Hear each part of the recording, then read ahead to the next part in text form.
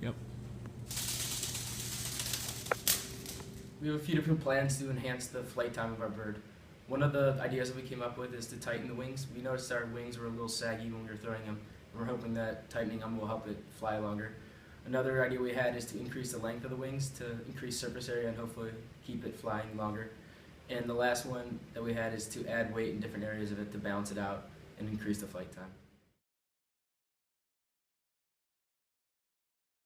Go.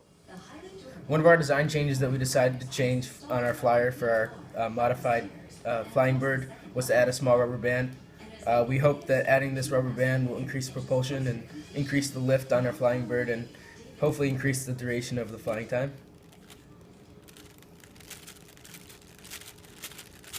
Winding it up is a little harder because added tension, so I'm not too sure how that's going to affect how the bird flies.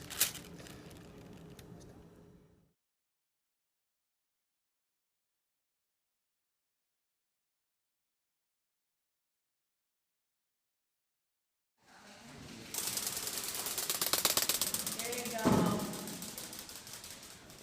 Catch it. Oh. After our test flight with 2 rubber bands, we've decided that using 2 rubber bands creates less energy because we aren't able to spin it as much because there's more tension in the rubber bands, which makes it fly for less time. We've decided to scrap the idea of using the 2 rubber bands, and we're just going to fly our modified flyer with just the 1 rubber band.